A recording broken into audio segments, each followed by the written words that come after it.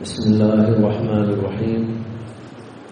الحمد لله رب العالمين، والصلاة والسلام على سيد الأنبياء وأشرف المرسلين وعلى آله وصحبه أجمعين. أما بعد،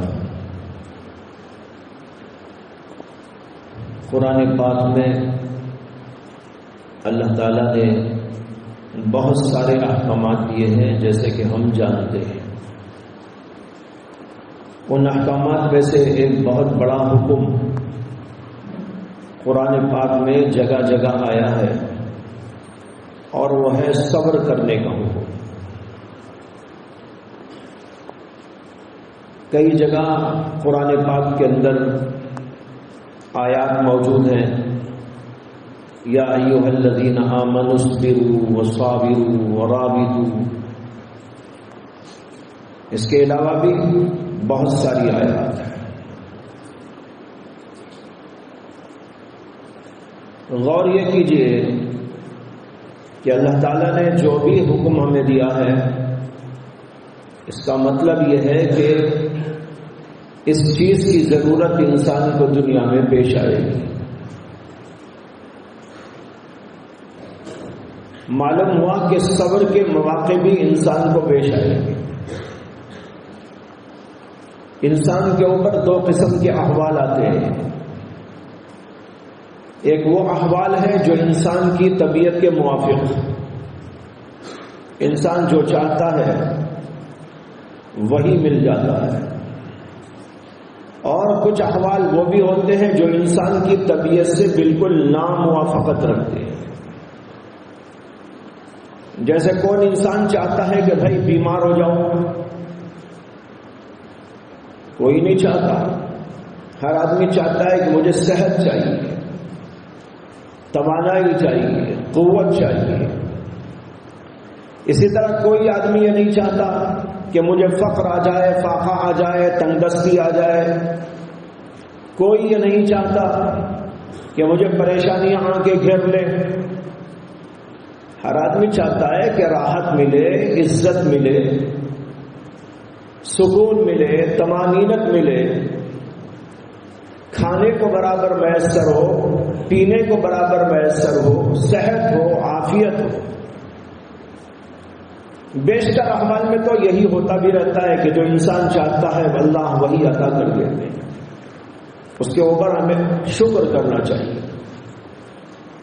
لیکن یہ بھی ہے کہ اللہ کی طرف سے آزمائش کے لیے بندے پر ایسے احوال بھی آتے رہتے ہیں جو انسان نہیں چاہتا،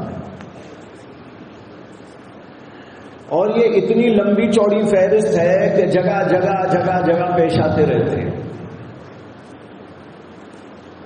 ایسے موقع پر حکم دیا گیا ہے صبر کرو۔ جو تم نہیں چاہتے وہ تمہارے ساتھ پیش آ رہا ہے۔ تم نہیں چاہتے کہ کوئی تمہیں گالی دے، لیکن کوئی گالی دے رہا ہے، صبر کرو۔ تم نہیں چاہتے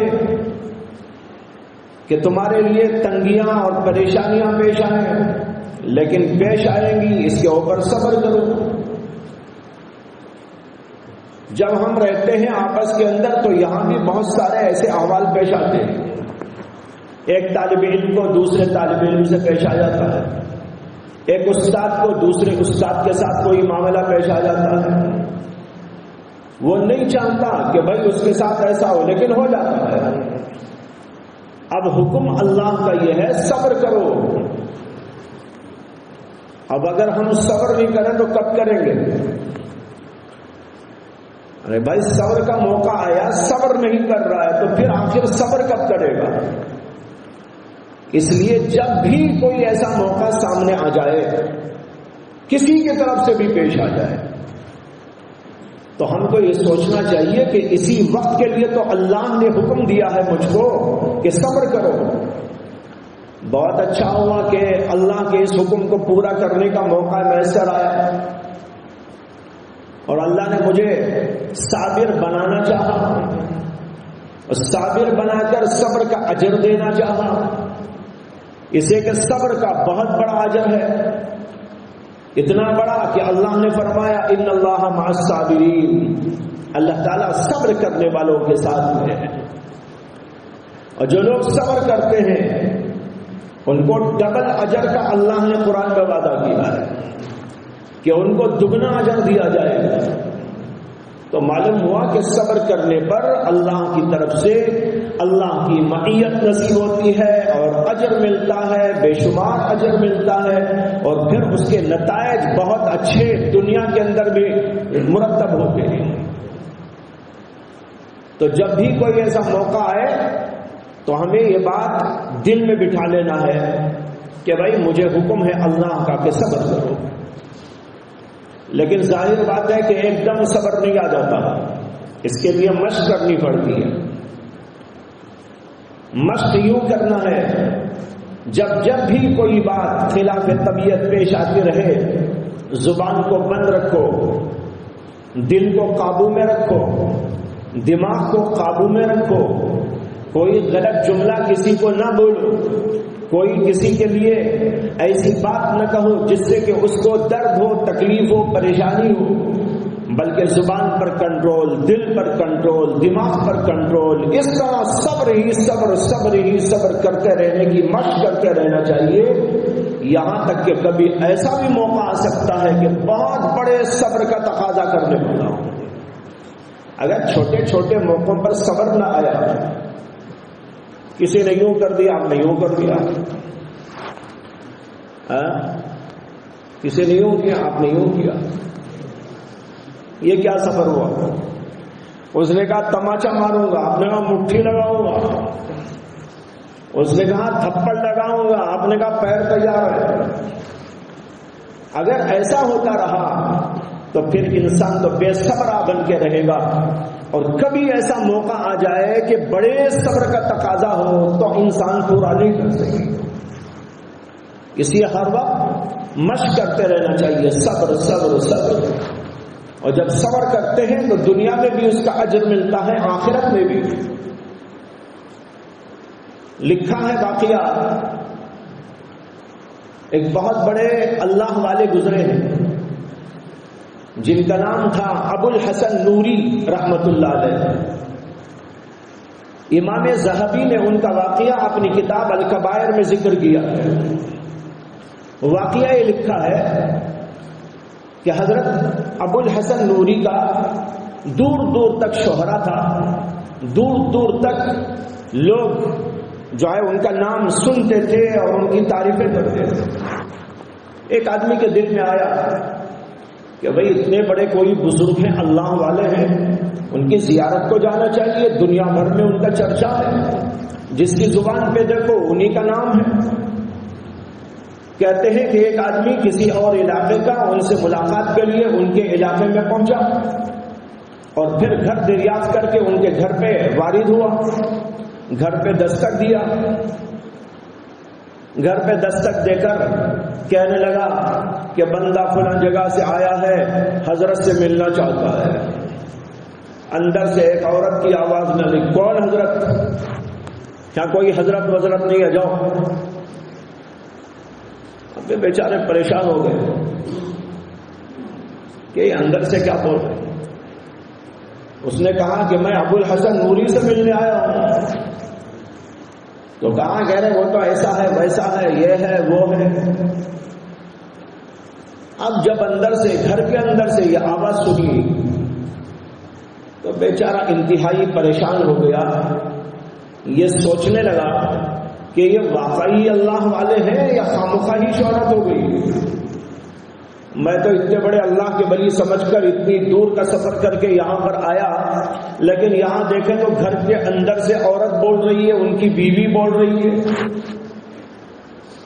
تو بیچارہ بہت شش و پن میں مبتلا ہو گیا اور ایک درخت کونے میں جا کے بیٹھ گیا، سوچیں گے کیا کرنا ہے، ملنا ہے کہ نہیں ملنا ہے ان سے۔ سوچتا بیٹھا تھا، اتنے میں دیکھا کہ کوئی آدمی ادھر سے آ رہا ہے، بزرگ آدمی معلوم ہوتے ہیں اور عجیب شان سے آ رہے ہیں۔ اس شان سے آ رہے ہیں کہ شیر کو سواری بنا رکھا ہے، یعنی شیر کے اوپر سوار ہے۔ اور ہاتھ میں ایک سانپ ہے جو بطور ایک کوڑا استعمال کر رہی ہے. یہ تو سانپ اور دوسرے شیر، دونوں سبحان اللہ ماشاء اللہ. اب وہ دیکھ رہا ہے کہ ایک آدمی آ رہا ہے، شان کے ساتھ میں آ رہا ہے، نورانی چہرہ ہے، بزرگانہ چہرہ ہے، سپا صورت ہے، اور شیر کے اوپر سوار ہے اور ہاتھ میں سانپ کا کوڑا ہے. خیر ادب کے ساتھ اٹھ کے کھڑا ہو گیا. معلوم نہیں کون بزرگ ہے. جو قریب آئے تو وہ اسی طرف کو آنے لگے جہاں ان کا گھر تھا. اب اس کے دل میں آیا یہی ہوں گے ابو الحسن نوری. اب بیچارہ ڈر بھی رہا تھا، شیر بھی ہے، سانپ بھی ہے، سامنے جائے تو کیسا جائے. خیر وہ آئے اور اترے، اور پھر اس کے بعد جو سانپ تھا اس کو کسی جھاڑی میں ایسا چھوڑ دیا تو وہ فر سے چلا گیا. اور یہ جو شیر تھا اس سے وہ اترے. اترنے کے بعد اس کے کان کو ایسا موڑا اور یوں کر دیا تو وہ دم دبا کے یوں چلنے لگا اور چلا گیا جنگل کی طرف. یہ گھر کی طرف آئے. یہ آدمی کھڑا تھا انتظاری میں، سلام کیا اور کہا کہ میں فلاں جگہ سے آیا ہوں اور حضرت ابو الحسن نوری سے ملنے آیا ہوں. انہوں نے کہا میں ہی ابو الحسن نوری ہوں. اب یقین ہو گیا، اب تک تو معلوم نہیں تھا کہ وہی ہے کہ کوئی اور. اب وہ سوچنے لگا کہ اگر یہ ایسے ویسے آدمی ہوتے تو اتنی بڑی کرامت کہاں سے نصیب ہوتی. بہت بڑی کرامت، عظیم الشان کرامت. لیکن پھر دماغ میں یہ بھی آ رہا ہے کہ گھر کے اندر سے ایسی کیوں بات کہی گئی. خیر ملاقات ہو گئی. حضرت نے کہا بھائی آؤ. اندر لے کے گئے، بات چیت ہو گئی. اسے کچھ پوچھنا تھا، کچھ استفادہ کرنا تھا، استفادہ ہو گیا. اس کے بعد جب وہ جانے لگا تو حضرت سے کہا کہ حضرت میں رخصتی چاہتا ہوں، لیکن جانے سے پہلے میرا ایک عجیب و غریب سوال ہے، برا نہ مانے آپ. کہا کیا سوال ہے؟ کہا سوال یہ ہے کہ جب میں آپ کے گھر پہ یہاں آیا، دستک دیا، تو گھر کے اندر سے کچھ عورتیں ایسی بات بتا رہی تھی آپ کے بارے میں. میں تو جو ہے بڑا بدظن ہو رہا تھا آپ کے بارے میں، لیکن یہ آپ کی کرامت دیکھ کر مجھے تو یہ احساس ہو گیا، بلکہ یقین ہو گیا کہ واقعی آپ اللہ کے ولی ہیں. آپ سے ملاقات ہو گئی، سہ قسمت. لیکن میری سمجھ میں نہیں آ رہا ہے کہ ان عورتوں نے آپ کے بارے میں ایسا کیوں کہا. تو انہوں نے اس سے فتنہ جواب دیا، اور مولانا علامہ ذہبی رحمت اللہ علیہ نے اس واقعے کو نقل کیا ہے کہ انہوں نے کہا کہ میاں جب تم نے پوچھ لیا تو بتاتا ہوں کہ یہ جو مقام مجھ کو ملا ہے یہ اسی عورت پر صبر کرنے سے ملا ہے. اس عورت کے ان حالات پر، ایسی گفتگو پر، ایسے طرز عمل پر صبر کرنے سے مجھ کو یہ مقام ملا ہے. اب دیکھ لو کہ دنیا میں بھی اللہ کتنا بڑا مقام دے دیا. اسی طرح کا ان بزرگ کا بھی واقعہ آتا ہے جو بہت ہی نازک مزاج گزرے ہیں، جن کا نام ہے مرزا مظہر جانے جانا رحمت اللہ علیہ. بڑے لطیف المزاج، بلکہ یوں کہوں تو شاید مبالغہ نہیں، اور آپ سب بھی اور جو یہاں پڑھے لکھے ہیں اور کتابیں پڑھتے ہیں وہ بھی میری تائید کریں گے کہ شاید پوری تاریخ میں ایسا آدمی ایک ہی پیدا ہوا ہے، ایسا لطیف المزاج شاید پوری تاریخ انسانیت میں ایک ہی ایک ہے. ہم نے تو کہیں اور نہیں پڑھا ایسا، کسی کے بارے میں نہیں پڑھا. اگرچہ لطیف المزاج اور بھی ہیں، لیکن ان کی لطیف المزاجی کے جو واقعات تاریخ کے اندر موجود ہیں اور ثقہ راویوں کے ذریعے پہنچے ہیں، وہ تو بتا رہے ہیں کہ ایسا شخص تو شاید دنیا میں ایک ہی ایک پیدا ہوا ہے. اتنے لطیف المزاج، کوئی چیز ٹیڑھی ہے سر میں درد ہو جاتا تھا. جب وہ باہر نکلنا چاہتے تھے تو راستے کو پہلے صاف کرنا پڑتا تھا. ان کے خدام راستے کو صاف کرتے اور بالکل ٹھیک اور ہموار کرتے. اگر راستے میں کہیں پر ناہمواری ہوتی ان کی طبیعت خراب ہو جاتی. یہاں تک لکھا ہے کہ ان کے ایک مرید تھے جو سال میں 2 دفعہ ان کے ہاں حاضری دیتے تھے، 6 مہینے میں ایک بار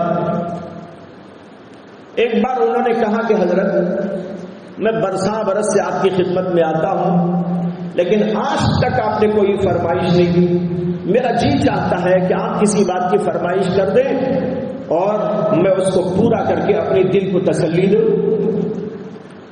انہوں نے کہا بھئی کوئی میری فرمائش نہیں ہے، تم آؤ جاؤ الحمدللہ، مجھے کوئی فرمائش نہیں کرنا ہے۔ لیکن وہ سری ہو گیا، کہنے لگا کہ نہیں حضرت کچھ آپ فرما دیں۔ تو انہوں نے کہا اگر تم پوچھتے ہی ہو تو برا نہ ماننا، سال میں 2 دفعہ جو تم آتے ہو نا، آئندہ سے 1 بار آیا کرو۔ انہوں نے کہا سال میں تم 2 دفعہ آتے ہو، یہ فرمائش ہے میری کہ آئندہ سے بس 1 بار آیا کرو۔ اب بیچارہ بہت پریشان ہوا، وہ تو زیادہ آنا چاہتا تھا، 2 دفعہ تو اس کی سہولت سے آتا تھا، اگر بس چلتا تو اور زیادہ آتا۔ اب حضرت کہہ رہے ہیں کہ فرمائش یہ ہے کہ تم 1 دفعہ آیا کرو۔ بہت پریشان ہو گیا۔ اس کی پریشانی کو دیکھ کر حضرت نے فرمایا کہ بھائی میں یہ اس لیے کہہ رہا ہوں کہ تم جو کھانا کھاتے ہو، کھانا کھانے کا جو تمہارا طریقہ ہے اور اتنا کھاتے ہو اور یہ بے ڈھنگے انداز سے تم کھاتے ہو، اس کو دیکھ کر میرا پیٹ خراب ہو جاتا ہے، اس کو دیکھ کر میرا پیٹ خراب ہو جاتا ہے، اور اس لیے تمہارے جانے کے بعد مجھے جلاب کی گولیاں لینی پڑتی ہیں۔ میں بڈھا آدمی 2 دفعہ کہاں سے جلاب لوں گا؟ تمہاری خاطر 1 دفعہ لے لیا کروں گا، آئندہ سے 1 دفعہ آیا کروں گا۔ اب اندازہ کیجئے کہ ان کا کیسا مزاج ہوگا، لطافت مزاج کا کیا ٹھکانہ ہے۔ یہ بھی ان کے لطائف میں سے قصوں میں سے قصہ ہے کہ کسی نے ان کو لوز لا کے دے دیے تھے۔ لوز کھانے کے مٹھائی ہوتی ہے، تو لوز لا کے دیے، تو انہوں نے اپنے خادم سے فرمایا کہ بھائی تمہیں بھی کچھ لوز دینا چاہتا ہوں، لے لو۔ تو اس نے ایسا کیا، انہوں نے کہا مجھے تو مار ہی دے گئے، یہ بھی کوئی لینے کا طریقہ ہے؟ ارے کوئی کاغذ لے کے آؤ۔ اب وہ بیچارہ گیا، کاغذ لے کے آیا، حضرت نے اس کے اندر لوز رکھ دیے، تو وہ اٹھا کے یوں کرنے لگا، موڑتے ہیں نا، تو ایسا موڑنے لگا۔ حضرت کہنے لگے بھائی میں تو زندہ رہنا مشکل کر دیا، ایسا نہیں موڑتے، لاؤ یہاں۔ پھر اس کو لیا، بہت ہی سلیقے کے ساتھ اس کی ایسی پڑیا بنائی کہ دیکھنے کے اندر پھول لگ رہی، مزاج اللہ نے ایسا بنایا۔ پھر 2-4 دن کے بعد انہوں نے کہا کہ لوز کھایا، کیسے لگے؟ حضرت بہت اچھے تھے ماشاءاللہ، بہت لذیذ تھے۔ کہا کتنے کھائے، کتنے باقی ہیں؟ حضرت وہ تو اسی دن کھا لیے تھے۔ اس نے کہا حضرت وہ تو اسی دن کھا لیے تھے، پیٹ پکڑ کے بیٹھ گئے، میرا پیٹ خراب ہو جائے۔ یہ مزاج تھا ان کا، اتنا لطیف المزاج۔ لیکن ان کو جو بیوی ملی تھی وہ ان کے بالکل برعکس، بالکل طبیعت اس کی الگ، ان کی الگ۔ اس کے اندر کثافت ہی کثافت، بات میں کثافت، مزاج میں کثافت، طرز عمل میں کثافت، ہر چیز کے اندر کثافت۔ لیکن ان کی جو شادی اس عورت سے ہوئی، اللہ تبارک و تعالیٰ کی طرف سے الہام کی بنیاد پر ہوئی۔ علماء نے لکھا ہے کہ ان کا اتنا زیادہ جو لطیف المزاجی ان کے اندر موجود تھی، اللہ اس میں اعتدال پیدا کرنا چاہتے تھے۔ اللہ نے کہا اس عورت سے شادی کرو تو تمہاری مغفرت ہو جائے گی۔ اب وہ ایسی آئی، اس کا بے ڈھنگا پن ہر وقت ظاہر ہوتا رہتا تھا، اور یہ صبر کرتے یہاں تک کہ اللہ نے اتنا اونچا مقام عطا فرمایا کہ ان کو صاحب کرامت، صاحب کشف اللہ نے بنا دیا۔ وہ اڑتے تھے، اپنے مریدوں کو لے کر جو ہے کسی چیز پر بیٹھ کر اڑ جاتے تھے، جس طرح کی اور چیزیں اڑ جاتی ہیں، یہ اللہ نے ان کو کرامت دی۔ لیکن ان کی بیوی کا حال یہ تھا کہ ایک دفعہ وہ اپنے آنگن میں صحن میں کھڑی ہوئی تھی اور اوپر کسی کام سے دیکھ رہی تھی۔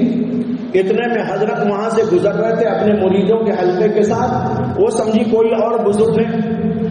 اس کے بعد جب حضرت اپنے گھر آئے، کہنے لگے تم کیا بزرگ ہو؟ میں نے آج ایک بزرگ کو دیکھا ہے۔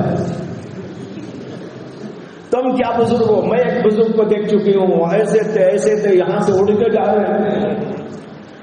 انہوں نے دبی زبان سے کہا بیگم وہ تو میں ہی تھا، تم کو نظر نہیں آیا؟ کہنے لگے اچھا تم ہی تھے، اسی لیے ذرا ٹیڑھا ٹیڑھا ہو رہے تھے۔ سمجھ میں آئی نا بات؟ یہ مزاج تھا اس عورت کا، لیکن اس کے اوپر صبر کیا، صبر کیا، صبر کیا، اللہ نے اتنے اونچے مقام پر پہنچا دیا۔ تو آج کا سبق یہ ہے، بیویاں جب آئیں گی تب صبر کرنا، وہ تو ہے ہی، لیکن ابھی سے صبر کی مشق شروع کر دو، اس لیے کہ یہ مرحلہ تو سب کو پیش آئے گا۔